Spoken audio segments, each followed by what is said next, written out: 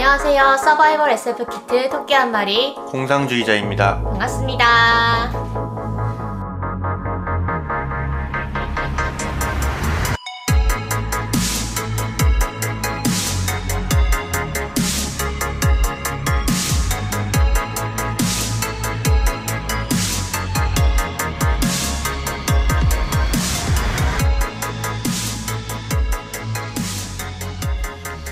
네, 오늘은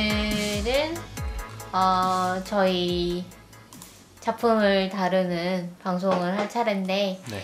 일단 저희 댓글부터 소개를 드릴게요. 네. 지난번 밤의 얼굴들 방송 업로드 했더니 인스타에서 배은호님이 방송 재밌게 들었습니다. 스타쉽 트루퍼스 경우에 영화 1편은 폴 버호벤이 시니컬한 유머를 섞어서 만들었는데 2, 3편은 B급 영화가 되어버린 바람에 존재를 아는 사람도 적은 데다 영화를 본 사람들도 기억해서 지우고 싶을 정도의 퀄리티였지요 라고 그렇군요. 말씀을 해주셨어요. 네, 그래서 역시 저희가 2, 3편을 모르는 이유가 있구나 라는 생각을 했습니다. 네, 알려주셔서 감사합니다. 그리고 저희 AZS PD님이 밤의 얼굴들에 또 5,000캐시를 후원을 해주셨어요. 너무 감사합니다. 그리고 최근에 유령 해마를 너무 재미있게 읽었다고 해요. 그래서 좀 타치코마를 연상시키게 하는 귀여운 게 나온다고 하네요. 그리고 모멘트 아케이드도 방송만 들어도 재밌을 것 같다라고 하시면서 서바이벌 SF 키트에서 소개받아 적어놓은 책들의 리스트가 점점 쌓여만 갑니다 라고 하셨는데 저희도 사실 방송하고 싶은 작품의 리스트가 엄청 많죠. 네, 엄청 길게 있는데 저희가 언젠간 그걸 다 할 수 있을지 어쨌든 그래서 네, 저희가 소개한 작품이 좀 재미있어 보인다고 하시니 저희도 기쁘고 유령 해마도 저희 리스트에 추가해 놓도록 하겠습니다.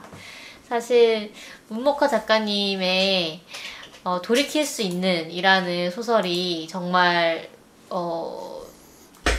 많이들 좋아하시더라고요. 그래서 네. 그 작품도 저희 리스트에 올라와 있는데 지금 한참 보고 있어요. 보고 있는데 어떤가요?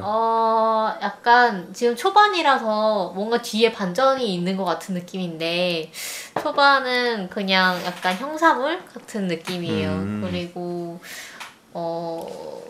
여기 싱크홀이 나오거든요. 네, 싱크홀이 나오고 그래서 저희 오늘 다룰 작품에도 싱크홀이 하나 나오는 작품이 있기 때문에 조금 그 소설 생각도 나고 그랬습니다. 그리고 남명성님께서 팟빵에 댓글을 달아주셨는데요. 저희가 지난주에 200명 돌파 이벤트, 구독자 200명 돌파 이벤트를 했는데 아직 한 분도 보내주시지 않으셨어요. 네, 저희 구독자분들은 샤이하신 걸로 저희가 그러면 이제 다른 이벤트를 또 고안을 해보도록 하겠습니다. 어쨌든 이 새로운 에피소드 제목을 보고 구독자가 200여 명이란데 놀랐어요. 항상 재밌게 듣고 있는데 왜 그럴까요? 응원합니다. 라고 남명성님이 남겨주셨습니다. 그래서 네, 그렇게 봐주시니 저희는 감사하고요. 사실 저희가 운영한 기간에 비해서 구독자 수가 그렇게 많은 건 아닌데 저희 나름대로는 뭔가 홍보를 하려고 다양한 수단을 통해서 좀 노력을 한다고 했던 것 같은데 쉽지 않네요. 네, 언젠가 뭔가 계기가 있겠죠. 네, 계속 꾸준히 노력을 해보도록 하겠습니다. 그래서 오늘 저희가 다룰 작품은 SF8이라는 시리즈물입니다. 네, 최근에 공개가 됐어요. 7월 10일에 공개가 돼서 저희가 따끈따끈한 작품으로 여러분 찾아뵈면 더 좋을 것 같아가지고 영화제에서 공개가 됐죠? 네, 부천 판타스틱 영화제에서 공개가 됐고 7월 10일에 공개가 된 건 이제 웨이브라는 한국형 OTT라고 하나요? 넷플릭스, 한국형 넷플릭스를 꿈꾸는 이 서비스에서 독점적으로 오리지널 시리즈로 공개를 한 작품입니다.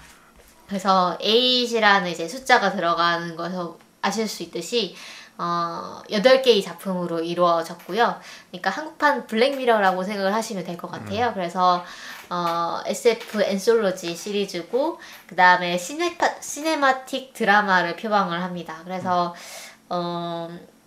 제가 봤을 때 이건 드라마보다는 영화에 가깝다는 그런 생각이 들었고요. 그래서 단편 영화. 그쵸. 네. 8명의 감독이 각자의 색깔로 이제 50분 내외의 8개 에피소드를 만들었는데 각각이 어떤 독립영화 같은 그런 느낌을 받았습니다. 그래서 블랙미러에 비해서는 훨씬 개성이 강한 그런 느낌이고요. 좀 이따 좀 얘기를 더 자세히 할 건데요.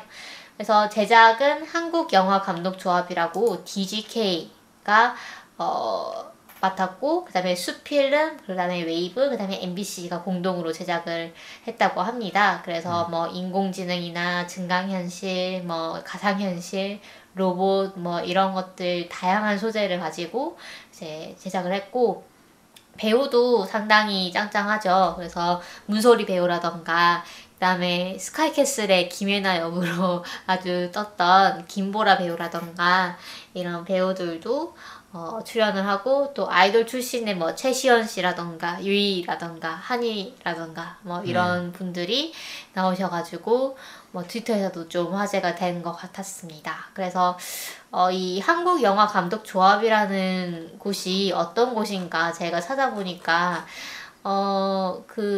보통 협동조합이라고 하면 좀 기존의 체계에서 좀 벗어나서 좀 더 합리적이고 그 조합원들이 두루 이제 이득을 얻을 수 있는 방향으로 좀 꾸리는 경우가 많은 것 같은데 여기도 이제 한국 영화 감독들의 창작의 자유와 권익을 보호하기 위해서 만들어진 2005년에 만들어진 곳이라고 해요. 그래서 여기 제가 뭐 홈페이지 찾아보니까 좀 인상 깊었던 게 스톱 서포트 리포트 중지신이라는 행동 강령을 만들어서 성적 괴롭힘이 없는 영화 제작 환경을 조성하기 위해 앞장서고 있습니다 라는 멘트가 있더라고요. 그래서 이런 식으로 뭔가 영화 제작 환경에서 사실 제가 듣기로도 아주 많은 자본이 투입됨에도 불구하고 그만큼 많은 인력이 들어가고 그 다음에 제작 환경 자체가 좀 열악한 부분이 없지 않아 있다고 들었어요. 그래서 최근까지 계속 논란이 있었죠. 그렇죠. 그래서 여기는 이제 좀 더 선진적인 그런 영화 제작 문화를 만들고자 하는 곳이 아닌가 싶고요. 그래서 이번 프로젝트도 특히 상업 영화 작업에서는 겪을 수 없는 자율성을 경험을 했다. 8명의 감독들이 그렇게 나오고 있더라고요. 그래서 어떤 이해관계가 보통은 많으니까 상업 영화는 뭐 제작자라던가 투자자라던가 이렇게 이해관계가 많아서 시나리오 과정부터 감독의 창작성에 대해서 100% 지지를 못 받는데 SF8은 감독이 하고픈 대로 시나리오부터 캐스팅까지 이런 거를 결정할 수 있어가지고 현재 영화 제작상에서는 실현되기 어려운 조건이었지만 앞으로 우리가 좀 선진적인 모델이 됐으면 좋겠다라는 그런 내용을 제작 발표회에서 인터뷰가 나온 걸 제가 봤습니다. 그래서 그런 어떤 감독들이 상당히 원하는 대로 자기 개성을 표현한 작품들이다라는 거를 아시고 보시면 더 좋을 것 같고요. 그래서 뭐 이 SF8이란 프로젝트 자체에 대해서 MBC도 참여하고 웨이브도 참여했기 때문에 좀 홍보를 열심히 하는 것 같았어요. 그래서 저희 그 작품 감상하는데 좀 도움이 될 만한 그런 이벤트들 좀 소개를 드리면 일단 SF8의 제작 보고회가 7월 8일 날 있었습니다. 그래서 제가 아까 말씀드린 그런 내용들에 대해서 좀 더 깊이 있게 더 많은 내용을 기사들을 좀 검색을 하시면 아실 수 있고요. 제가 그 페이스북의 소개 페이지에서도 좀 링크를 올려놓도록 하겠습니다. 그 다음에 화볼이라고 이제 동아시아의 SF 전문 출판 레이블이죠. 그래서 거기서도 이제 SF 에이스의 원작들이 실린 SF가 우리를 지켜줄 거야 시리즈가 3권이 나온다고 합니다. 각각 이루카 작가, 김혜진 작가, 박지한 작가의 미니 소설집이라고 하는데요. 이게 7월 중에 나온다고 하니까요. 참고하시고요. 그 다음에 교보문고에서 각 시리즈의 감독들의 인터뷰를 열람할 수 있는 특설 페이지를 개설을 하고, 네, 요즘은 이제 책상을 굿즈 주는 게 또 유행이잖아요. 그래서 네. SF8의 이제 로고가 들어간 그런 파우치나 보틀 같은 것도 SF8의 원작 도서를 구매를 하면 증정을 하는 그런 이벤트를 진행을 하고 있다고 합니다. 그래서 저는 여기 특설 페이지에서 그 감독들 인터뷰를 다 읽어봤거든요. 근데 되게 재밌어요. 그래서 감독들이 예를 들면 추천하는 SF랑 뭐 영상화된 뭐 SF 작품 같은 거 뭐 추천해달라 뭐 이런 질문도 있고, 그 다음에 내가 평생에 한번 꼭 이제 영상화를 하고 싶은 드림 프로젝트가 있느냐 뭐 이런 질문도 있고 해가지고 되게 재밌었는데, 예를 들면 뭐 한가람 감독 같은 경우에는 헝거게임을 추천을 하시면서 드림 프로젝트로서 라오어 라스트 오브 어스 언급을 하셨어요. 그래서 라스트 오브 어스를 내가 기회가 된다면 영상으로 만들고 싶다. 근데 드림 프로젝트라서 얘기를 하는 거지만 그렇게 얘기를 하고 좀 만들고 싶다라는 말씀을 하셔가지고 되게 반가웠고요. 그 다음에 이 SF8이 제가 봤을 때 좀 원작에 비해서 주인공, 그러니까 등장인물들을 원래는 남성이었는데 여성으로 설정한 경우가 되게 많더라고요. 그리고 8명의 감독 중에 3명이 여성 감독이세요. 그래서 이 영화계 자체도 사실은 상당히 남성 중심적인 그런 부분들이 많다고 들었는데, 네. 그런 부분에서 저는 좀 편하게 다가왔던 부분들이 있고 좀 더 다양성을 볼 수 있는 그런 기획이 아닌가라는 생각도 들었네요. 그래서 이 인터뷰들 읽어보시면 되게 좋을 것 같아요. 특히 이윤정 감독님은 육아를 하면서 영화를 만드신다고 하는데, 와, 네.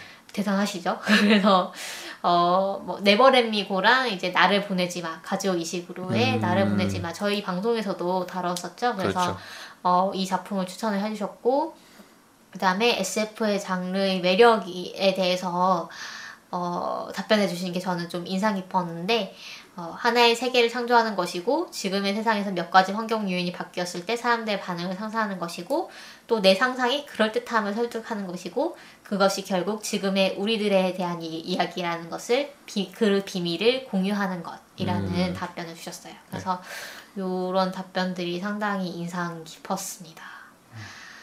그래서 한번 읽어보시면 좋을 것 같아요. 네.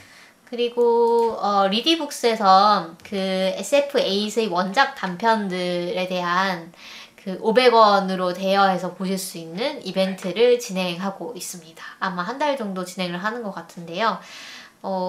저도 이 이벤트를 활용을 해서 여러 작품들을 좀 봤고, 상당히 좀 필요하면서 좀 적절한 이벤트가 아닌가라는 생각이 들었습니다. 그래서 한번 살펴보시고요. 그 다음에 이 SF8이 지금은 웨이브에서 공개가 되고 있고 8월에는 MBC에서 방영을 순차적으로 할 건데, 웨이브에는 8편이 다 한꺼번에 공개가 돼 있거든요. 네. 그리고 그 넷플릭스에서 하는 것처럼 웨이브도 첫 달 구독은 100원이에요. 그래서 부담 없이 한번 보실 수도 있을 것 같습니다. 그리고 작품들 다 보시고 나서 그 비하인드 영상, 그러니까 그 촬영 현장 영상 같은 것도 짤막짤막하게 있으니까요. 뭐 보시면 재밌을 것 같네요. 그래서 여기까지 이제 이벤트들 이제 좀 소개를 드렸고요. 이제 본격적으로 좀 들어가기 전에 전반적인 감상을 저희가 얘기를 하고 들어가면 좋을 것 같아요. 지금까지는 이제 스포일러 없이 할 수 있는 구간이기 때문에 좀 더 얘기를 하자면, 일단 저는 원작 소설이랑 SF8이랑 둘 다 읽어봤거든요. 네. 준비를 하면서. 그래서 보니까 원작 소설을 가능한 그대로 반영한 경우가 있는가 하면 소재만 차용하고 완전히 다른 경우도 많았어요. 그래서 둘 다 보시는 게 훨씬 좀 뭐랄까 2배의 재미를 느낄 수 있는 그런 방법이 아닌가라는 생각이 들었거든요. 그래서 그리고 아까 말씀드렸다시피 이제 블랙미러보다 좀 블랙미러는 좀 드라마 시리즈 같은 느낌? 그러니까 물론 각각이 좀 옴니버스식이긴 하지만 약간 세계관도 공유하는 것 같고, 예전 설정이 다시 나오기도 하고, 좀 뭔가 좀 통일감이라던가 연속성 같은 게 좀 있는 느낌이라면 이 시리즈는 훨씬 좀 자유분방합니다. 좀 각 감독들이 그 각자의 색깔을 훨씬 뚜렷하게 좀 드러내고 있는 것 같고요. 그 다음에 또 원작 소설이 있다는 게 또 블랙미러랑은 또 다른 점이기도 하죠. 그 다음에 그 증강콩깍지 보면은 발음이 잘 안 되네요. 증강콩깍지. 네, 증강콩깍지라는 작품을 보면 관자놀이에 붙이는 VR 기기가 나오잖아요. 네. 그게 좀 블랙미러의 오마주가 아닌가라는 생각을 했어요. 근데 사실 오마주인지 아닌지 모르겠는데 그렇게 막 대놓고 이렇게 빌려온 것도 아니니까 사실 좀 더 다른 형태로 하는 게 낫지 않았을까라는 생각을 저는 좀 하는데 어쨌든 네 그런 연관성이 보이기도 했습니다. 네. 그리고 감독들이 이제 나와서 영화 왓수다라는 프로그램에서 MBC 에브리원인가 뭐 거기서 하는 이제 인터뷰를 봤는데 민규동 감독이 이제 이 전체 프로젝트의 리더로서 이제 제작을 하셨나 봐요. 그래서 이 민규동 감독님 인터뷰를 보니까 전체적으로 너무 미래가 아닌, 너무 먼 미래가 아니고 2046년 정도의 미래 사회를 배경으로 할 것을 감독들에게 주문을 했다고 합니다. 그러니까 예를 들면 95년도의 우리가 지금의 우리를 보는 정도의 느낌? 그래서 이런 미래가 있을 수 있겠구나, 충분히 이럴 수 있겠구나라는 그런 생각이 들 만큼의 그런 미래를 주문을 했고 그럼에도 불구하고 이제 SF이기 때문에 시공간을 지금과는 다르게 어떤 미술적으로 표현을 하려고 했다고 해요. 그래서 이제 어려운 조건 속에서도 새로운 비주얼을 찾아내는 게 규칙이자 조건이었다라고 얘기를 하시는데 그래서 좀 그런 부분이 확실히 다가왔던 것 같아요. 그러니까 뭐가 다르냐고 물으면 뭐라고 꼭 집어서 말할 수는 없는데 좀 지금보다 좀 더 세련됐다고 할까요? 약간 좀 더 미술관에 가면 보일 것 같은 그런 디자인 같은 게 일상으로 들어와 있고 그다음에 인구 밀도가 확실히 좀 낮은 느낌? 네, 그런 느낌이 들었어요. 그래서 그랬고 그다음에 그래서 처음에는 정말로 이 도전이었다라는 얘기를 하시면서 앞으로 우리 작품이 좀 다른 프로젝트로도 이어졌으면 좋겠다 뭐 이런 얘기를 하시더라고요. 그 다음에 이 부분이 좀 인상 깊었는데 SF가 주는 선입견이 시각적인 스펙타클이 있을 거라는 그런 내용, 그런 선입견이 있는데 반면에 우리는 그런 스펙타클에 의존하지 않고 좀 깊은 사유를 던지는 이야기를 만들려고 했다라고 얘기를 하셨어요.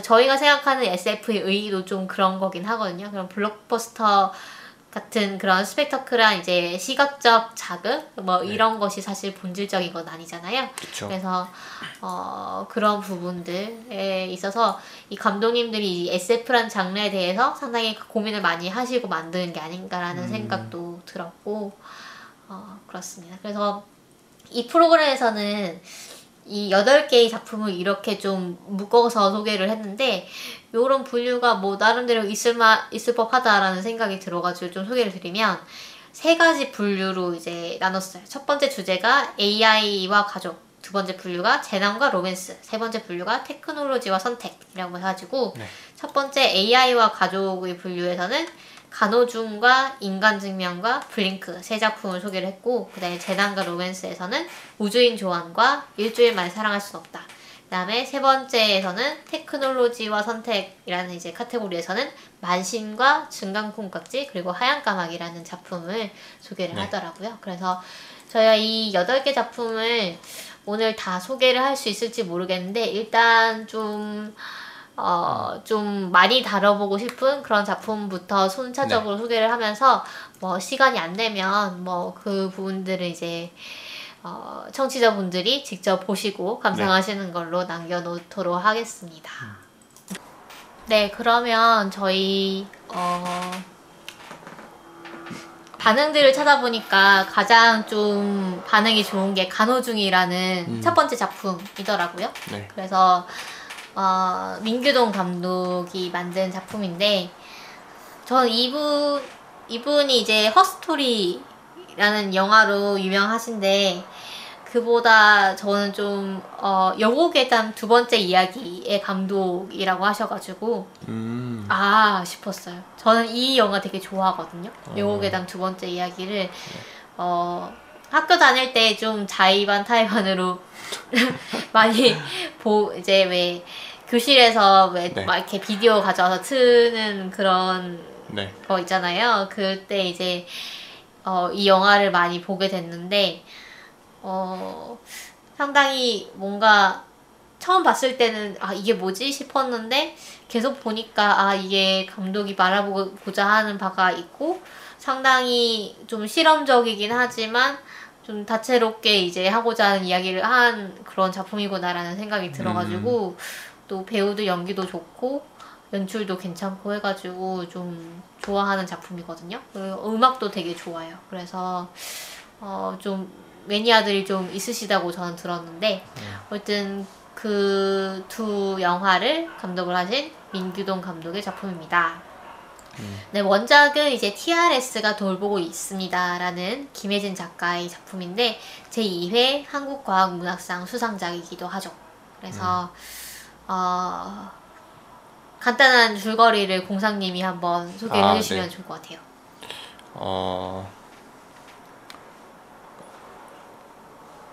어디부터 시작을 해야 될까요? 그러니까 간호중이라는 이제 로봇이 있는데 네, 이 로봇은 이제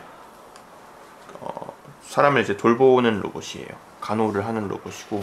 그렇죠. 돌봄 로봇이죠. 네. 네. 그래서 이제 주인공 이름이 뭐였죠? 주인공이 이제 자기 어머니가 이제 식물인간이 되어가지고 자기 어머니를 간호를 해야 되는데 네, 이제 간호중이라는 로봇을 이제 구매를 해가지고 자기 어머니를 간호하는 것에서 이제 이야기가 시작이 되죠. 그렇죠. 네. 그래서 주인공이 굉장히 힘들어해요. 이 과정에서 굉장히 이 어머니를 간호를 하는 것을 굉장히 힘들어하고 그 간호중이라는 로봇에게 굉장히 도움을 많이 받아요. 네, 왜냐면은 이 간호중이라는 로봇에게 그 돌봄 대상을 정할 수가 있는데 주인공이 이제 어머니만 돌봄 대상으로 정해놓은 게 아니라 자기 자신도 이제 돌봄 대상으로 정해놓거든요. 그래서 간호중이라는 로봇이 이제 계속 주인공을 이제 심리적으로 이제 돕고 그러죠. 네, 좀 약간 정신과 의사적인 그런 포지션으로, 그렇죠. 네, 정신과적인 상담 같은 거를 네, 권유를 한다거나 뭐 이런 식으로 이제 진행이 되는데 그 옆에 있는 병실에서도 간호중을 쓰는 이제 사람이 있어요. 이 사람은 남편이 네, 약간 그 뭐 퇴행이라고 하나요? 네, 퇴행이 된 것 아마 뇌 손상을 입은 것 같아요. 네네, 그래서 그래서- 퇴행을 해가지고 네. 자꾸 뭐 밥 달라, 뭐 네. 사탕 달라, 뭐 이렇게 하는 그런 네. 치매라고 네, 해야 맞아요. 될까요? 네. 그러니까 모종의 사고로 이제 치매가 생겨가지고 네. 유아기로 이제 퇴행을 해버린 것 같은데 네, 그래서 이제 그 여기서도 아내가 굉장히 힘들어하죠. 이 남편을 간호를 하면서 간호중이라는 로봇이 사실 그렇게 큰 도움을 주지 못하는 것 같았어요. 거기서는. 그게 왜 그러냐면 이 로봇도 스펙이 다 다르거든요. 네네네, 그래가지고 그쵸. 돈을 많이 내야 이 로봇이 정말로 이제 기능이 그 많고, 간병을 네. 제대로 하고 그 돈을 제대로 못 내면 사실 그 로봇이 하는 것은 최소한의 기능이고 그 다음에 간병인이 또 이제 보조 노동을 해야 되는 그런 상황이거든요. 그래서 상당히 이 뭐랄까 자본주의적인 논리 뭐 이런 게 드러나기도 합니다. 네. 네. 그래서 그 옆방에서는 그 아내가 이제 남편을 죽이려고 해요. 결국은 네. 자기가 이제 못 살겠으니까 네. 남편을 죽이려고 하는데 이 로봇이 또 그거를 방해를 하죠.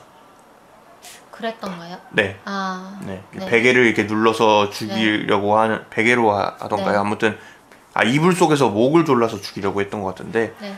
목을 졸라서 죽이려고 하니까 그 로봇이 그 환자를 해치면 안 됩니다 라면서 로봇 그 아내를 이제 말리죠. 네.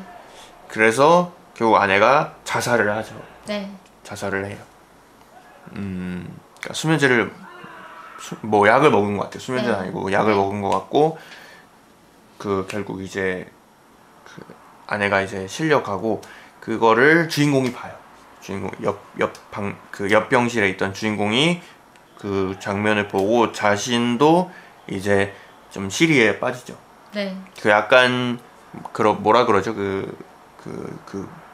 무슨 효과죠?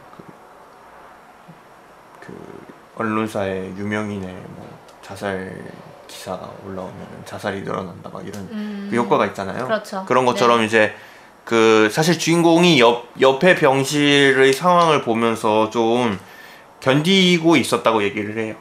왜냐면은 저런 사람들도 사는데 나도 살아야 된다 이런 생각을 좀 하면서 뭐 살았다라고 얘기를 해요. 근데 옆 병실에서 이제 죽는 걸 보고 자신도 이렇게는 못 살겠다. 세상이 다 변하는데 나만 이 상황에 지금 묶여가지고 변하지 못하고 있는 것 같다. 그래가지고 이제 간호중 로봇한테 나는 다시 안 돌아올 거야. 어머니를 뭐 잘 부탁해라고 얘기를 하면서 그 병실을 떠납니다. 네. 네. 그래서 제가 생각했던 것보다 너무 상세하게 술거리를 설명을 해주셨는데. 아 그런가요? 네. 네. 그래서 이 간호중이라는 로봇이 생명을 살리는 전화에 네. 전화를 걸고 그 다음에 수녀님이랑 통화를 합니다. 수녀님은 이제 이 스티커를 붙이고 다니면서 좀 사람들이 이제 생을 포기하지 않도록 뭐 좀 하는 그런 일을 하시는데, 그런데 이제 로봇은 고민이 되는 거죠. 왜냐하면 이 어머니를 돌보는데 너무 지쳐가지고 그러게요. 주인공 이름이 뭔지 저도 기억이 잘 안 나는데 이 주인공이 자살을 하려고 하는데 자기 돌봄 대상으로는 그 주인공과 어머니 둘 다 이제 그 등록이 돼 있고, 그렇다면 이 주인공을 살리기 위해서 이 어머니를 죽여야 되는가? 라는 생각을 하게 됩니다.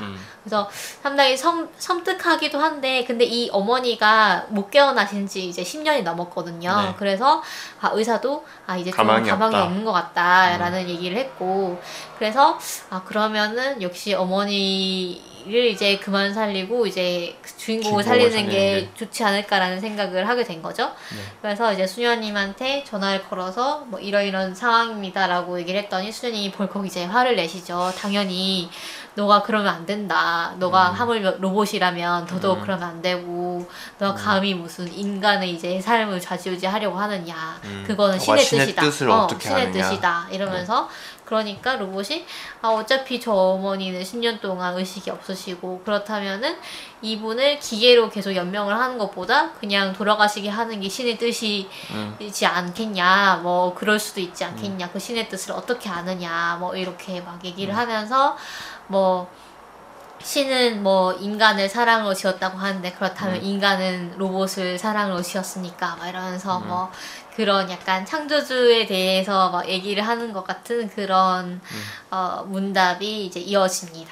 그 며칠 사이에 그 로봇의 인격이 좀 많이 변하는 것 같아요. 그렇죠. 그 주인공이 떠나 있는 동안 주인공을 약간 살리기 위해서 고뇌를 하면서 그 주인공이 읽던 책이라던가 이런 것들을 읽고 또 뭐 그 생명을 살리는 전화를 하고 하면서 주인공의 성격이라던가 좀 로봇의 성격이 네 로봇의 성격, 간호중의 성격이 급격하게 변화하는 것 같아요. 네.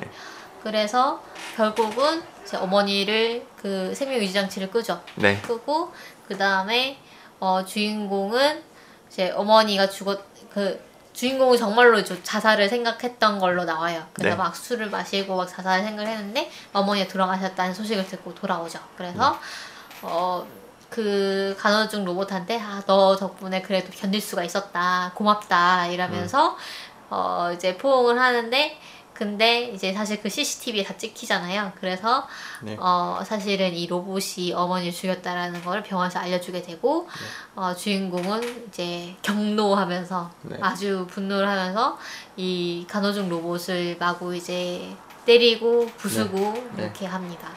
그래서 그거를 결국 이제 TRS사에서 그 회수를 해가고 네. TRS사가 이 로봇 그 간병 로봇을 만드는 회사인데 독일에 본사가 있죠. 그렇죠. 독일에 본사가 있고 그 이제 광경을 본 수녀님이 이 TRS 본사를 찾아가게 됩니다. 이제 한 1년쯤 뒤에. 주인공은 이제 네. 좀 정상적인 삶을 살게 됐죠. 네네. 뒤에 나오지만. 그렇죠. 그 다음에 그 독일어를 하세요, 수녀님이. 네. 그래서 굉장히 잘하시죠. 네, 매우 놀랐는데 독일어를 하시고 그래서 찾아가서 이제 간호중과 대면을 했더니 간호중이 이제 기도문을 외고 있었고 그냥 자기를 죽여달라 뭐 이런 얘기를 하고 그래서 이때 또 이제 두 수녀와 이 로봇 또는 인공지능의 대화도 참 인상 네, 깊습니다. 맞아요. 네, 그래서 약간 이 로봇과 종교의 조합이라는 점에서 또는 인공지성체와 종교의 네. 조합이라는 점에서 레디메이드 보살이 생각나기도 하더라고요. 그 다음에 또 감독 인터뷰에서도 보면 수녀라는 이 뭐라고 해야 될까요? 수녀라는 사람은 이제 AI에서 가장 멀리 있는 이미지잖아요. 종교인이니까. 그래서 그 부분에서 좀 착안을 했다라는 얘기를 하시고 그 다음에 원작에서는 신부예요. 원작에서는 신부고 그래요? 그 다음에 주인공도 남자고 그 다음에 로봇도 그러니까 로봇이 그 주인공의 얼굴을 본따서 만들어진다고 나오거든요. 그래서 보면은 다 이제 배우들 1인 2역을 해요. 근데 엄청 잘하시거든요, 다들. 그래가지고 주인공 이유영 배우가 이제 그 이 간병의 주인공 역할도 하고 그 다음에 그 간호중이랑 로봇 역할도 하는데 아주 1인 2역이었어요. 네, 모르셨죠? 몰랐네요. 모르셨죠? 전혀 몰랐네요. 저는. 네. 그래서 엄청 잘하세요. 그래서 그 부분에 좀 이제 그 부분을 자세히 보시면은 더 재밌으실 것 같습니다. 그래서 이 작품에서는 그래서 좀 돌봄 노동의 지난함이라던가 고통이라던가 이런 부분 그 다음에 그 돌봄이라는 사실 우리 사회가 고령화가 돼가면서 더 이제 이 문제가 심각해지는 거죠. 더 중요해지고 피할 수 없는 문제인데 이 부분에 대해서도 사실은 돈이 많은 사람들은 사실 시설 좋은 이제 요양병원에 간병인까지 붙여가지고 이제 보조를 하게 할 수 있는데 그렇지 않은 경우는 이제 가족 중에 한 명이 거의 희생을 하다시피 하면서 간병을 해야 되는 거고 제가 얼마 전에 이제 장녀들이라는 소설을 보기 시작했는데 네. 일본 소설이거든요. 일본 소설인데 거기서 보면은 이제 일본도 그런가 봐요. 이제 이제 노인을 부모님을 부모님을 이제 장녀가 간병을 하는 네. 역할을 보통은 장녀가 많이 한다고. 그쵸. 네. 특히 이제 비혼인 상태의 이제 장녀가 많이 하고 그래서 그 소설 속에서도 그런 이제 인물들이 나와요. 이 간병을 위해서 예를 들면 남자친구와 헤어진다던가 뭐 좀 자기의 커리어를 희생을 한다던가 뭐 이런 인물들이 나오거든요. 그래서 그런 부분들도 좀 생각이 나고 또 한편으로는 이제 무엇이 이제 로봇과 인간을 구분을 하는가 또는 이 종교와 이 종교적인 관점에서 이제 창조주와 인간의 관계 그리고 인간과 로봇의 관계를 보면은 어떤 얘기를 할 수 있는가 뭐 이런 거에 대해서도 다루고 있습니다. 네, 그래서 상당히 뭐 특수효과 같은 것도 좀 적절하게 들어간 것 같고 그 다음에 배우들 연기도 상당히 좋아가지고 네, 맞아요. 네, 그 다음에 말씀드린 데 좀 생각을 많이 할 수 있는 그런 작품이었습니다. 분위기도 굉장히 좀 약간 어두컴컴하면서 네, 좀 매캐한 분위기 그렇죠. 같은 게 굉장히 좋았고 네. 저는 그래서 마지막에 그 TRS 사에서 이제 간호중과 대면하는 장면은 좀 의도적으로 약간 종교적인 분위기 뭐 이런 걸 내려고 한 것 같아요. 상당히 좀 뭐라고 해야 될까요? 장엄하고 좀 그런 분위기, 뭔가 그 공간 자체도 아주 넓은 공간에서 좀 네, 진행이 되고 약간 에반게리온 느낌이 나기도 그렇죠. 했어요. 마지막 장면. 네, 그렇죠. 그런 느낌이죠. 네. 그래서 아까 말씀드렸다시피 이제 원작이랑 성별이 바뀌었다고 말씀을 드렸는데, 그래서 원작에서는 없었던 그 로봇과 그 간병인 간의 그 성적인 끌림이 있는 듯한 그런 묘사가 있잖아요. 네. 그래서 그런 부분도 좀 재밌었고, 네. 그러니까 사실 이 인간이 아닌 대상의 어떤 감정적으로 지척을 한다거나 좀 이끌림을 느낀다거나 아니면 좀 유대감을 느끼는 경우가 많잖아요, 사실은. 작품에서요? 아니요, 그냥 우리가 평소에 생활하면서 예를 들면 사람이요? 네, 사람이 네, 네. 인간이 예를 들어 저는 최근에 식물을 하나 샀는데 네. 그리고 이름을 아스하리탈이라는 이름을 붙여줬는데요. 아스하리탈은 참고로 이제 눈물을 마시는 새라는 이영도 작가의 작품에 나오는 용의 이름입니다. 네, 네. 거기서 용이 식물로 나와가지고 네. 네, 그래서 붙여봤는데요. 어쨌든 이 식물이 사실은 어떤 뭐 말을 하는 것도 아니고 나한테 어떤 반응을 해주는 게 아닌데 얘하고 엄청 감정적인 이제 유착을 느끼게 되거든요. 그다음에 좀 애착이 생기고 얘를 잘 돌보고 싶고 얘 잘 커주면 되게 기쁨을 느끼고 막 이런 게 있거든요. 그래서 그런 부분들부터 시작해서 뭐 반려동물에도 사람들이 이제 그런 애착을 느끼고 그다음에 인형. 그쵸, 인형이라던가 그럼 뭐 로봇도 뭐 안 될 거 없죠. 로봇은 더더욱이 이렇게 인간처럼 생기고 인간처럼 말하는 로봇이라면 뭐 말할 것도 없겠죠. 그래서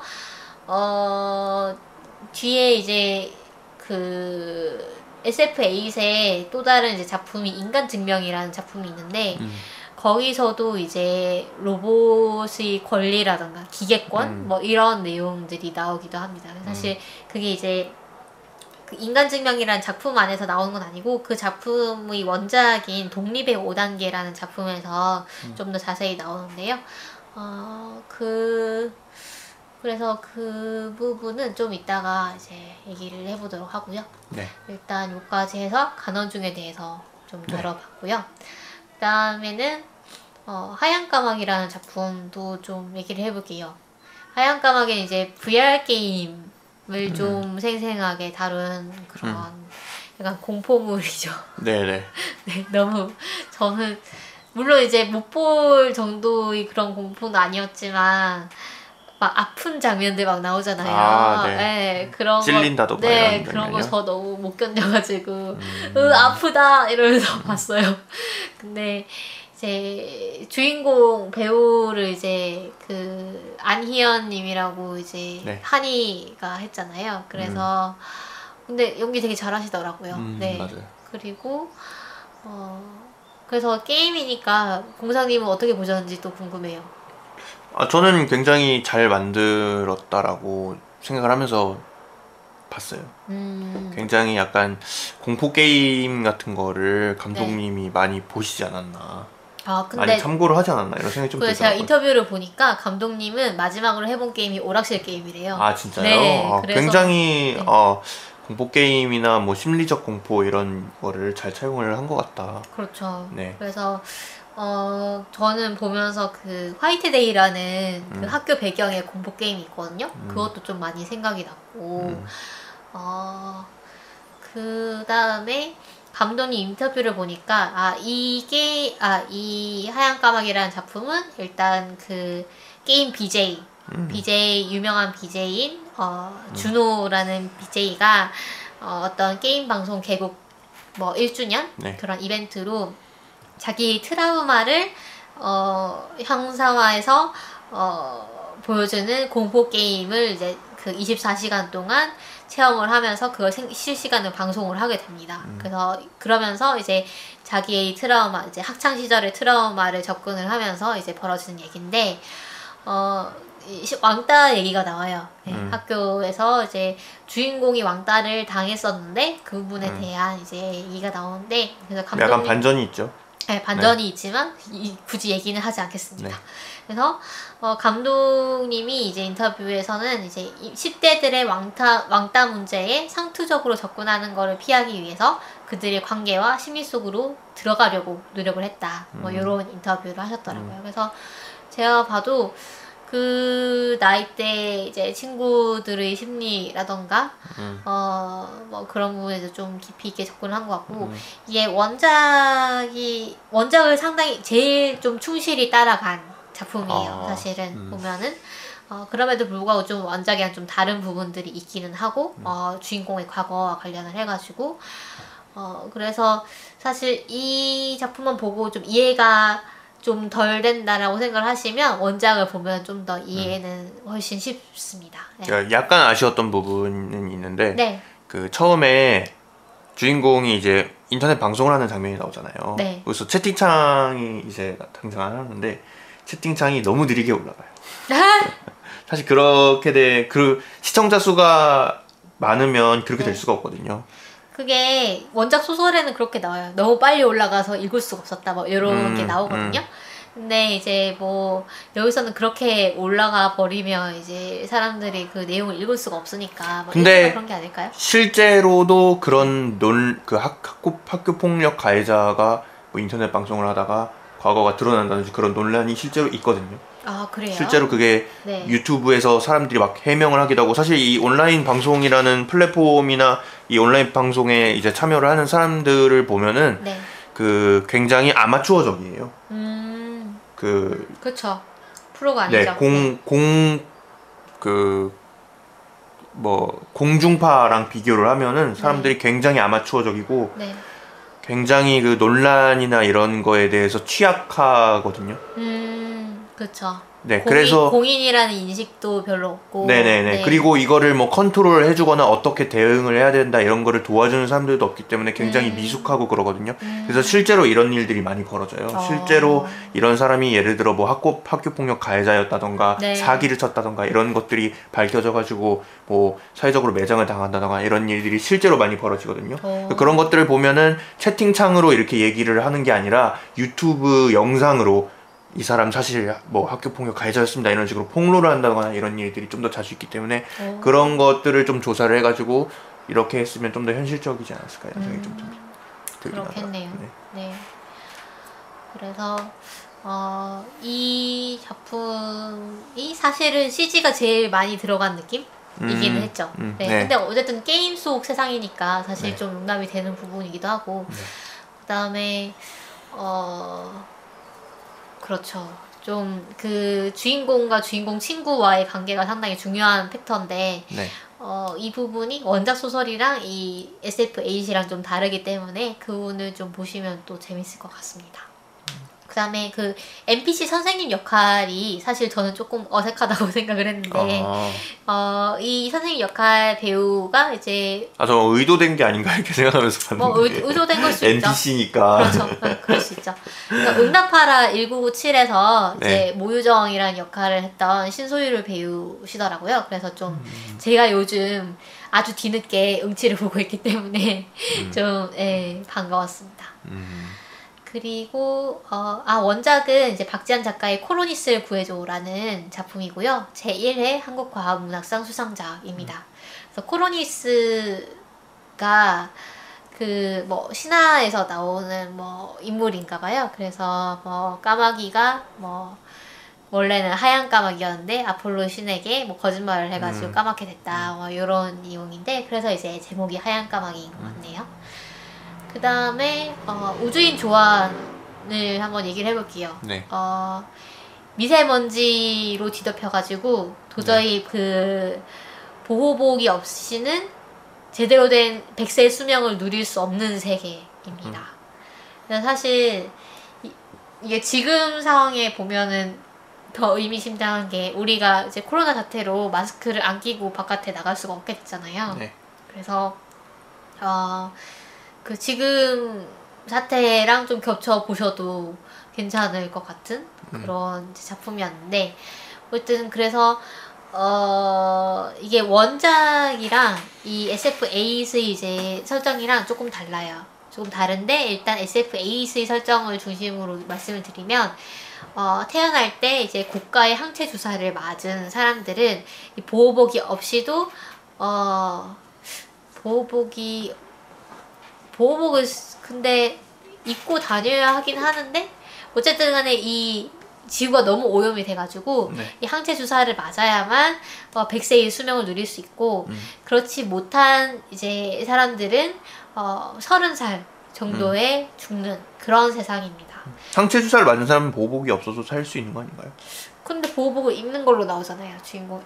주인공은 항체 주사를 못 맞았잖아요. 그렇죠. 네네. 네, 그러네요. 네. 그래서 주인공이 원래 이제 항체 주사를 맞은 줄 알았는데 네. 알고 보니까 자기가 모종의 이제 오류로 인해서 항체 주사를 못 맞았다는 거를 알게 됩니다. 그래서 이게 태어날 때 맞아야 효과가 있는데 그렇지를 못해가지고 그러면 나는 100살까지 살 줄 알았는데 사실은 30살까지 밖에 못 사는구나 라고 생각을 하면서 이제 일어나는 일들인데요. 그래서 100세 수명을 살 수 있는 그 항체 주사를 맞은 좀 부유한 계층, 이 계층을 C라고 하고요. 클린이라고 이제 부르고 그다음에 그렇지 못한 사람들을 N, 논클린이라고 할까요? 뭐 하여튼 not clean이라고 할까요? 하여튼 N이라고 부릅니다. 그래서 주인공은 자기 평생 C일 줄 알고 살았었는데 그게 아니라는 걸 깨닫고 학교에서 대학교를 다니고 있는데 그 대학교에 조안이라는 친구가 있어요. 주인공은 이오라는 이제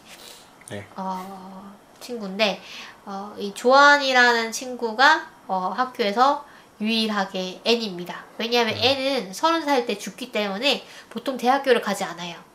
그렇죠. 네, 30살에 죽는데 뭐하러 대학교를 가냐라는 이제 인식이 있는데 이 조안은 유일하게 그 대학교를 다니는 N이고 그래서 이런 좀 뭐라고 할까요? 그 자본주의적인 그런 격차로 인해서 수명까지 좌우되는 그다음에 어떤 계급까지 나눠진 그런 사회를 이제 그려내고 있습니다. 그래서 N들이 모여 사는 N타운이라는 곳도 있고요.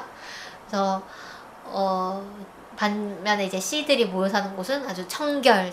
그 다음에 뭐 몸에 좋은 것만 먹기. 뭐 이런 이제 약간 로마스적인 그런 삶의 방식이 이제 보편화된 그런 세상입니다. 그래서 사실 이제 취업이라던가 이런 것도 C가 훨씬 그 유리하고요. 네. 그 다음에 N들은 그래서 13살만 지나면 결혼도 할 수 있고 애도 나올 수 있고 그 다음에 뭐 좀 약간 30살이 평생이니까 좀 더 인생을 하루하루를 좀 더 충실하게? 그쵸. 충실하고 또 좀 다채롭게 이제 생활을 하고 어떤 뭐 C들이 몸에 안 좋다고 생각해서 안 먹는 것들이라든가 뭐 좀 위험하다고 생각해서 안 하는 것들이라든가 이런 것들을 좀 거리낌 없이 하는 그럼 좀 더 자유로운 영혼이라고 할까요? 그런 성향이 있죠.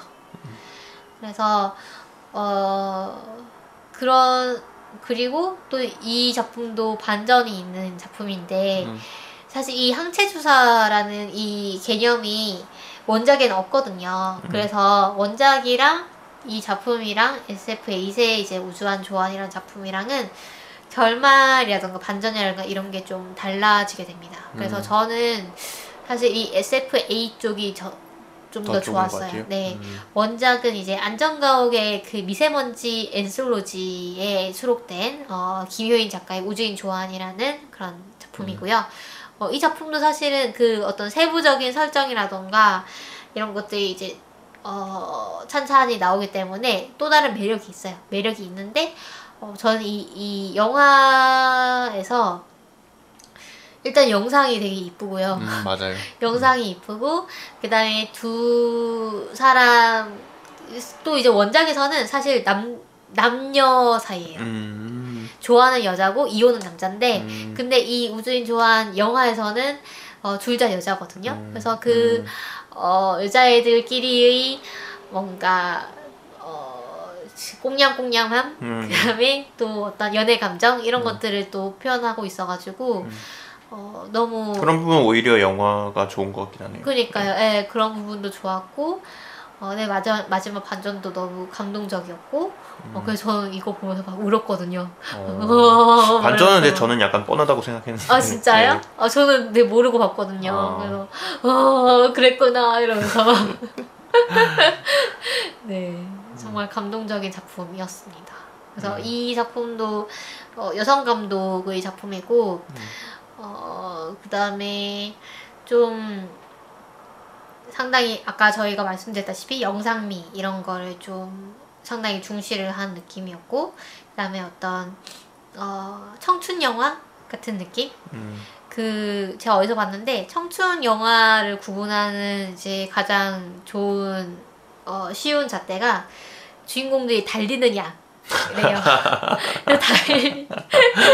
왜냐면 정확하네요. 그쵸, 정확하죠. 네, 청년들이 나오는 영화는 달리지 않잖아요. 근데 이제 뭐 어떤 이유 없이도 이제 주인공들이 달린다. 네, 그래서 이 영화 또한 달리는 장면이 나오고요. 그다음에 주인공들이 비를 맞는 장면, 뭐 이런 그다음에 감각을 되게 소중하게 여기는 뭐 커피 향이라던가 또 이제 그 연인의 그 머리카락 촉감이라던가 뭐 이런 것들을 감각하는 그런 장면들이 상당히 중요하게 나오고 그 다음에 그래서 그런 부분들이 또 감상 포인트고 또 하나는 이런 세상에서 사실 우리도 지금 목도하고 있잖아요. 그 미국에서 흑인들이 훨씬 이제 코로나로 많이 죽고 있는 그런 상황을 보면서 이런 자본주의적인 격차가 삶의 질 또는 수명까지 결정을 하는구나 라는 거를 우리가 직접 느끼고 있기 때문에 이 작품을 보면서도 또 이제 그런 부분들에 대해서 생각을 할 수 있을 것 같아요.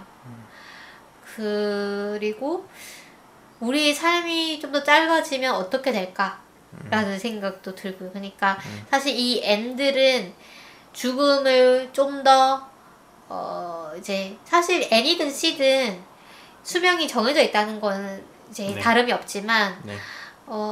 이 죽음을 얼마나 감각할 수 있느냐, 얼마나 체감할 수 있느냐가 좀 다른 것 같아요. 나는 이제 수명이 충분히 많이 남았어라고 생각을 하느냐, 아니면 나는 당장 죽을 수도 있기 때문에 오늘을 소중히 여겨야지라고 생각을 하느냐. 오히려 좀 더 죽음을 초연하게 받아들이는 그렇죠. 것 같기도 하고요. 네.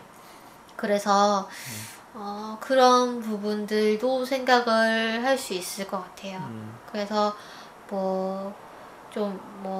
죽음을 생각하라 뭐 이런 책도 있잖아요. 약간 실제로 제가 그 인류학 뭐 수업을 들을 때 네. 어디서 읽었던 건데 그 브라질 같은데 빈민촌 같은데 보면은 그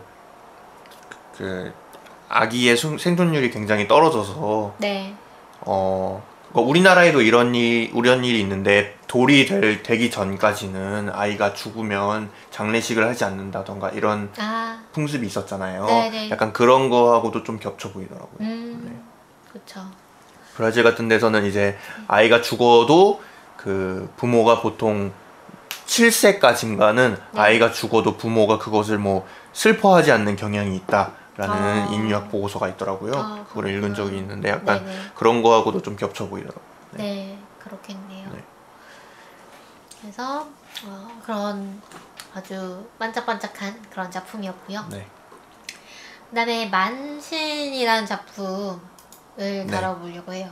만신은 유일하게 원작이 없습니다. 원작이 없고 감독님과 또 다른 각본가 분이 같이 이제 각본을 쓰고 그다음에 제작을 한 작품인데 네. 그럼에도 불구하고 상당히 재밌었어요, 저는. 그래서 노덕 감독님 작품인데 노덕 감독님이 알고 보니까 지구를 지켜라라는 저희가 예전에 이제 다뤘던 그 SF 영화의 스태프였다고 하시네요. 그래서 이 작품은 이제 만신이라는 어플이 이제 나옵니다. 이 네. 어플에서 근데 운세를 말해주는데 이 운세의 정확도가 90% 이상이에요. 그렇다면 이게 이제 머신러닝과 빅데이터를 활용을 해가지고 그만큼의 정확도를 달성을 했다고 하는데 네. 그러면 이거를 사람은 더 이상 운세라고 보지 않고 예언이라고 받아들이겠죠. 그래서 이 예언에 따라서 살려고 할 거고 네.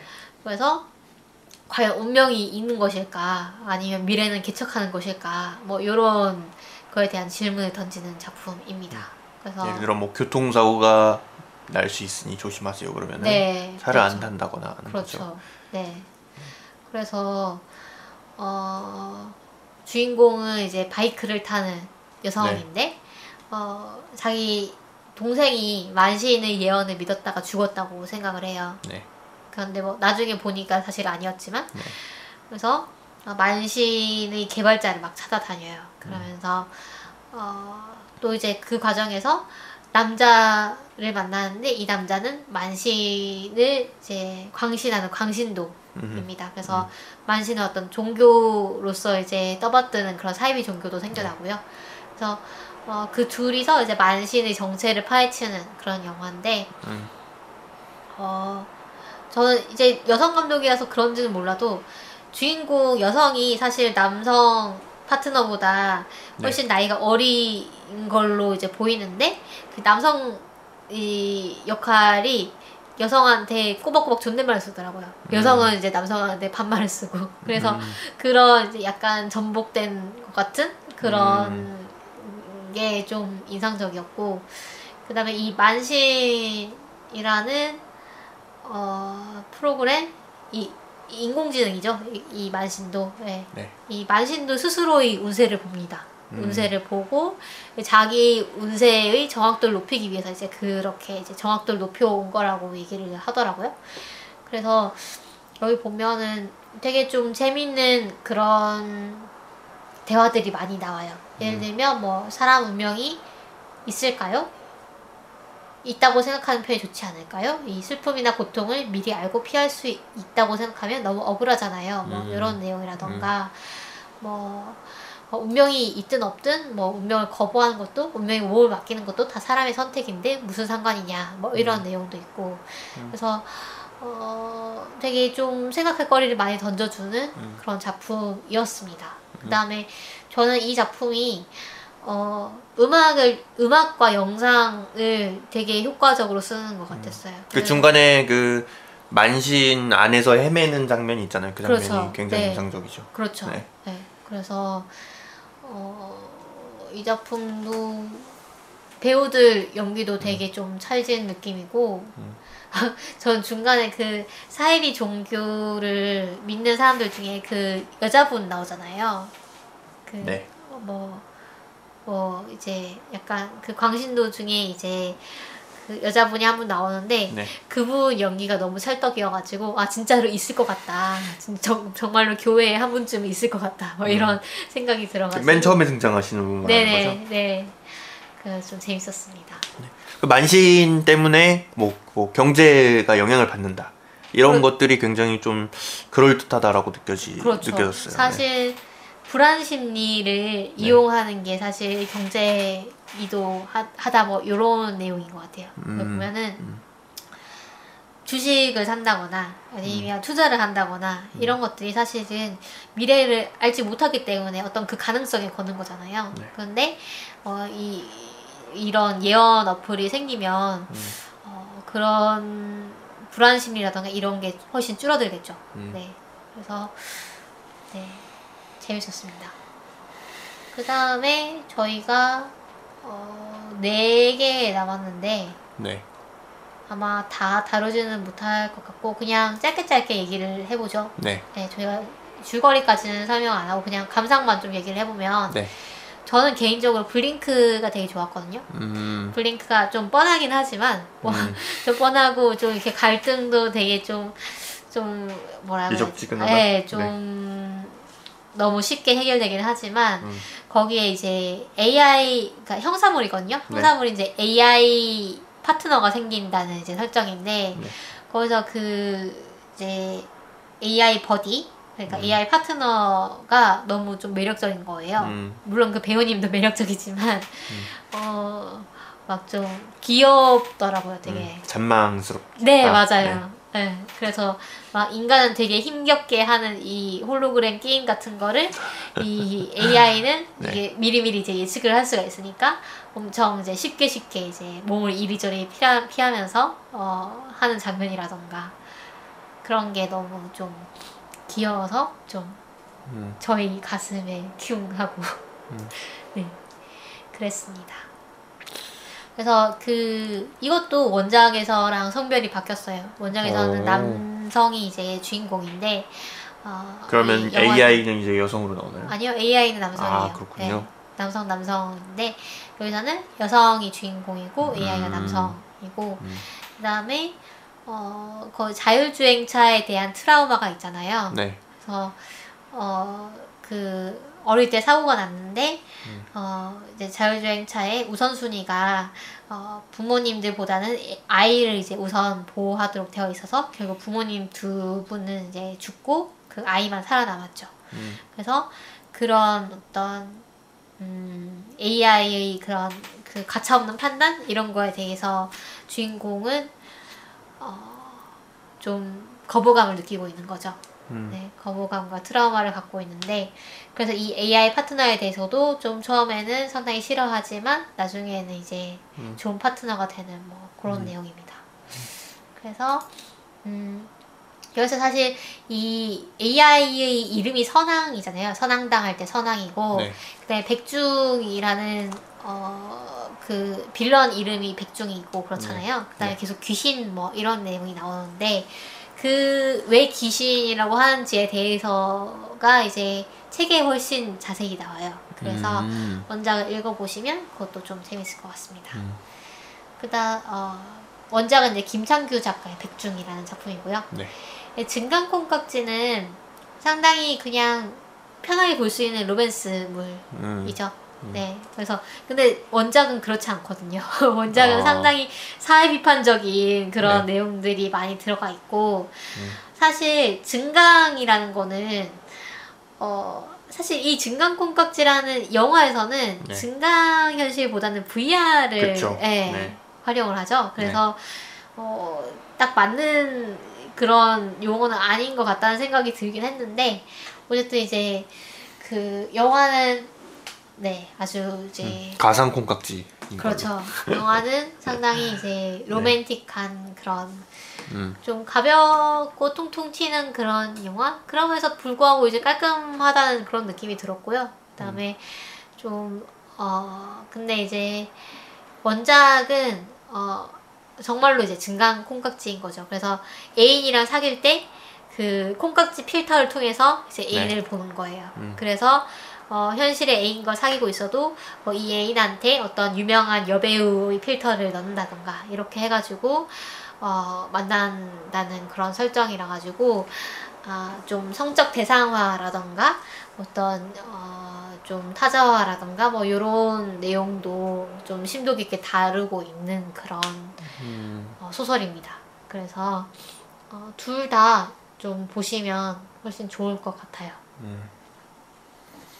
그 다음에 일주일 만에 사랑할 수 없다는 약간 저는 아까 이제 레디메이드 보살 얘기도 했는데 그 인류 멸망 보고서 저번에 저희가 다룬 이제 옴니버스식 영화 뭐가 있었는데 그 세 번째 작품이 해피 버스데이라고 그 진짜 지구가 멸망하는 그런 내용이 있었잖아요. 그게 좀 생각나는 약간 코미디면서 좀 부조리물 그 당구공 주문하는 맞아요. 네.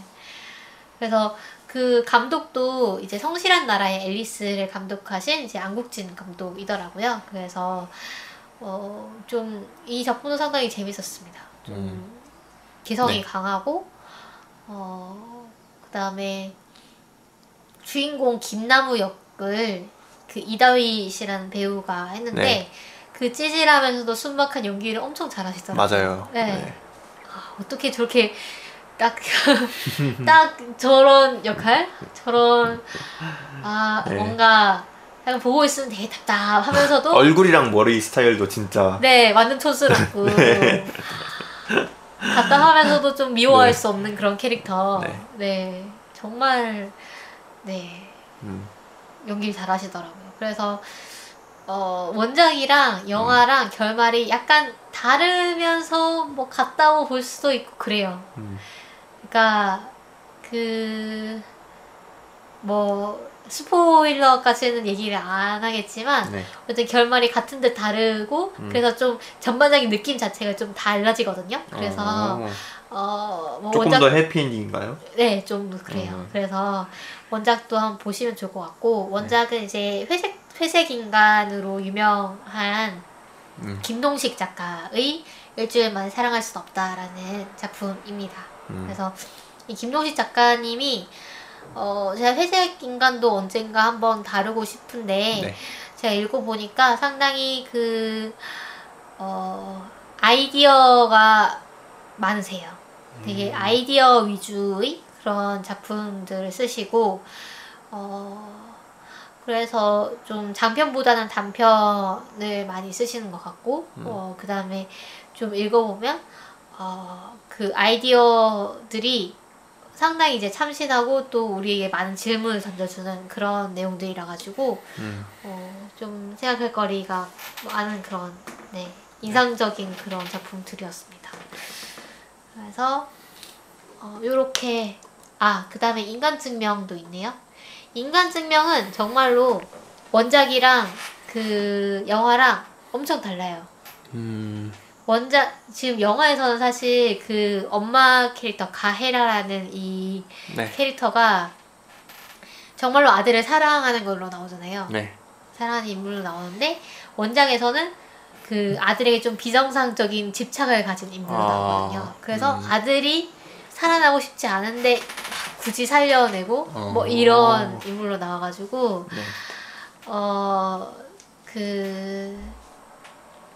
아주 다른 작품입니다. 그래서 좀 영화는 아주 묵직하죠. 묵직하고 분위기도 네. 빛깔도 굉장히 무겁게 쓴 것 같아요. 그렇죠. 네, 약간 검은색과 흰색만 사용해서 이렇게 했다고. 그렇죠. 네. 그리고 주인공 배우들이 연기를 너무 진지하고 좀 소름 끼치게 하죠. 문소리 배우와 또 문소리 배우와 또 상대 장유상 배우가 두 분이 연기가 너무 후덜덜이고 그 다음에 그 대사가 많지 않고 두 분이서 뭔가 응시하는 두 분이 뭔가 이제 표정 눈빛으로. 연기와 그 다음에 또 감정 연기 뭐 이런 것들이 상당히 밀도 있게 이루어지는 그런 영화입니다. 그래서 그 불을 다 꺼놓고 큰 화면으로 좀 이렇게 집중해서 보시면 훨씬 몰입할 수 있는 그런 영화고요. 반면에 이제 원작 소설은 독립의 5단계라는 이루카 작가의 소설인데 훨씬 좀 법정 공방이 주를 이루고 좀 더 이제 이과적이라고 해야 될까요? 좀 논리적인 그런 부분으로 이제 전개되는 소설입니다. 그래서 뭐 소설에서는 좀 더 그 기계권 그러니까 안드로이드가 인간으로서 인정받을 수 있는가 뭐 예를 들면 그 지금 저희가 이 작품에 대한 소개를 하나도 안 드리고 이제 바로 들어갔는데 그 어머니가 사고로 잃게 된 아들이 뇌의 일부를 활용을 해가지고 안드로이드를 만듭니다. 그래서 안드로이드 안에 이제 그 아들의 뇌 생체 조직 일부가 들어가 있는 거죠. 그래서 이 사이보그라고 할 수 있는데 사실은 이게 정말 아들인가? 라고 이제 질문을 할 수 있고 그리고 또 심지어 안드로이드가 이 뇌 조직을 파괴해요. 그래서 그럼 이건 살인이라고 볼 수가 있는가? 뭐 이런 내용인데 이 부분에 대해서 그 원작 소설에서는 이 안드로이드가 그 원래 그 아들과 다른 존재인가 같은 존재인가 또 이제 독립적인 존재로서 인정받을 수 있는가 뭐 이런 거에 대해서 다루고 있습니다. 그래서 여기 보면은 그 영화에서는 안 나오지만 원작 소설에서는 이 어머니가 그 안드로이드 만드는 회사의 CEO거든요. 그리고 이 안드로이드를 만든 이유가 사실은 그 회사의 이익을 위한 뭐 이런 목적도 있는 걸로 나와요. 그래서 이 법적인 이 권리, 기계에 이제 법적인 권리를 줘서는 안 된다고 주장을 하고, 그다음에 좀 그렇죠. 그 회사의 입장에서 이 사회에 이 안드로이드를 많이 팔기 위해서는 어떤 접근을 해야 되는가, 뭐 이런 것들을 생각하는 그런 인물이기도 하고, 그다음에 또 이제 그 안드로이드 편에서 이 기획권을 이제 옹호하기 위해서 활동을 하는 그 변호사에 대해서도 영화에서는 비중이 적지만 원작에서는 상당히 비중이 크게 나오거든요. 그래서 굉장히 내용이 많네요. 네, 내용이 많고 달라요. 그래서 완전히 그러니까 여기서 그 소설 안에서의 가헤라라는 인물과 그 영화에서의 가헤라는 완전히 다른 인물이라고 보시는 게 좋을 것 같고, 그래서 이제 뭐 같은 세계관이라고 생각하시기보다는 그냥 별도의 작품으로 감상을 하시면 될 것 같은 같습니다. 네. 그래서 요까지 8개 다 다룰 수 있었네요, 저희가. 달려왔네요. 그래서 공상님의 감상이 궁금해요. 제가 너무 얘기를 많이 해서. 네. 전체적으로 다 뭐 괜찮긴 했는데 조금 아쉬운 작품들도 있었고. 어떤 작품들이 아쉬웠나요? 예를 들어 뭐 아까 얘기했던 블링크 같은 거는 액션 씬이 너무 그건 좀 제가 봤을 때 후반 작업을 좀 잘못하신 게 아닌가 라는 생각이 들었는데, 왜냐면 좀 이렇게 타격감이 없었잖아요. 네, 맞아요. 액션 씬에서. 그래서 좀 그런 게 제가 듣기로는 소리 같은 거를 이제 음향 효과를 잘 하면은 이게 실제로 연기할 때는 그렇게 세게 때리지 않더라도 정말로 세게 때린 것 같은 효과가 난다고 이제 들었는데, 그게 조금 문제가 있지 않았나라는 생각이 들었어요. 네. 그리고 그 어떤 작품이었지? 저희 다뤘던 것 중에서 우주인 조안 같은 경우도 좀 클리셰를 많이 사용을 하긴 했는데, 뭐 이거를 장르적으로 보면은 장르적인 요소를 잘 차용했다라고 볼 수도 있겠지만 약간 좀 뻔하지 않았나 이런 생각도 좀 들기는 했고, 그래서 약간 전체적으로 봤을 때 조금 아쉬움이 남는 작품들도 있었는데, 그래도 뭐 우리나라에서 이런 SF 드라마를 만들 수 있다라는 것들을 보여준 것으로서 이제 좋은 시작을 좀 했다고 생각이 듭니다. 네. 공사님 8개 작품 중에 뭐 어떤 작품이 제일 마음에 들었어요? 저는 보면서 제일 마음에 들었던 거는 하얀 까마귀가 제일 괜찮았던 것 같고, 그리고 또 좋은 작품으로 느껴졌던 거는 뭐 간호중도 괜찮았던 것 같고, 또 뭐 내용은 평이하지만 일주일 만에 사랑할 수 없다, 이것도 재밌게 봤던 것 같아요. 재밌죠. 네. 편하게 볼 수 있는 재밌는 작품이었다, 이런 느낌이 좀 들었어요. 네. 그렇죠. 그리고 사실 그 일주일 만에 사랑할 수 없다에 고시원이 나오잖아요. 네. 너무 보자마자 숨이 막혀서 정말 고시원에 사시는 분들 존경합니다. 뭔가 좀 그런 공간은 좀 더 개선이 됐으면 좋겠는데, 그러네요. 저 얼마 전에 그 악마를 보았던가? 아무튼 그런 드라마에서도 고시원이 나왔던 것 같은데. 악마를 봤다는 영화 아닌가요? 그렇죠. 그게 아니고 다른 작품이었는데, 뭐 하여튼 웹툰 원작의 드라마거든요. 뭐였죠 그게? 이웃 머시기. 이웃집에 아닌데, 뭐 하여튼 중요하지 않으니까. 웹툰 공포 웹툰. 네, 맞아요. 말하시는 거죠? 그거요. 네. 어쨌든 넘어가겠습니다. 그래서 이렇게 저희가 SF8을 다뤄봤고요. 저희가 일부러 그 줄거리를 상세히 설명을 하거나 뭐 스포를 얘기를 하거나 하진 않았으니까요. 꼭 한번 보셨으면 좋겠고, 여러분들은 또 어떻게 느끼실지도 궁금하고 그러네요. 그다음에 원작 소설들도 저는 다 너무 재미있게 읽어가지고 한 번씩 보셨으면 좋겠습니다. 그리고 사실 이게 좀 한 번으로 끝나지 않고 계속 됐으면 좋겠어요. 블랙미러도 시즌 2, 시즌 3 나온 것처럼 SF8도 다음 시즌이 나왔으면 너무 좋겠다라는 생각이 들고, 그래서 저희가 그런 마음을 담아 약간의 홍보가 되지 않을까라는 생각을 하면서 저희가 좀 따끈따끈하게 다뤄봤습니다. 또 전체적으로 그 아쉬웠던 부분이 하나 있었긴 했는데, 네. 너무 그 드라마 내에 그 세계관이라던가 설정을 너무 말로 풀어서 설명하려는 경향이 좀 있는 것처럼 느껴졌어요. 설명충? 네. 근데 그게 약간 제작비랑도 연관이 될 수도 있어요. 근데 그거는 약간 우리나라의 그 일반 시청층이 아직 SF에 약간 익숙지 않기 때문에 그걸 일부러 그렇게 했나 이런 생각도 좀 들긴 했고, 그 블랙미러 같은 경우에는 좀 굉장히 대사로 설명을 거의 안 하잖아요. 대사로 설명을 거의 안 하기도 하고, 또 굉장히 공백을 많이 남겨주는 편이잖아요. 그 시청자들이 스스로 이해할 수 있게 그냥 놔두잖아요. 네. 그런 공백이 너무 없고 너무 약간 설명을 하려고 하는 것처럼 느껴지긴 하더라고요. 근데 제가 SF에 익숙해서 그런 건지는 잘 모르겠더라고요. 저는 오히려 그런 면에서 설명을 좀 자제했다는 생각도 들었어요.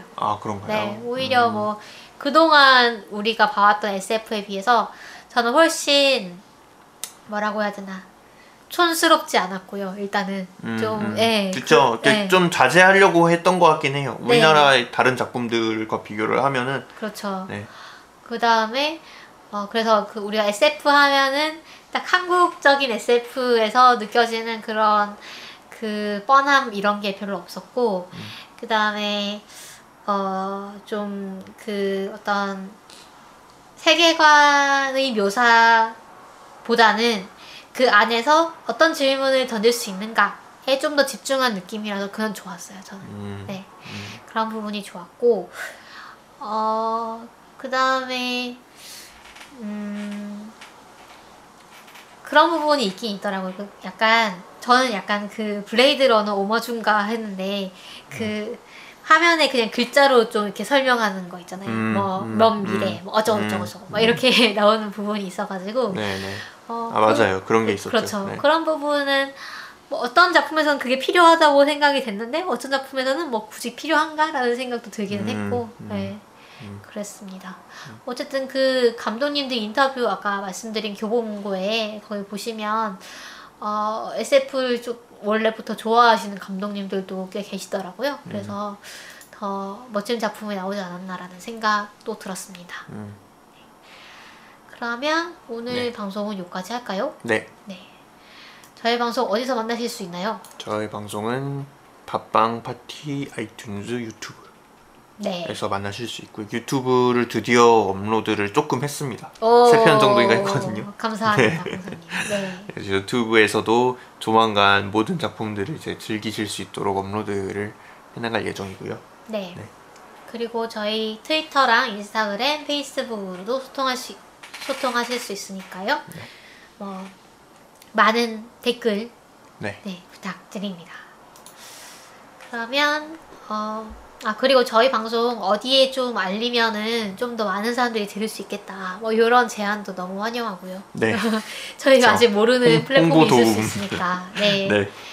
그렇습니다. 그러면 저희 다음 주에 네. 간신으로 찾아뵙도록 하겠습니다. 네. 그럼 다음 방송에서 만나요. 다음 방송에서 봐요.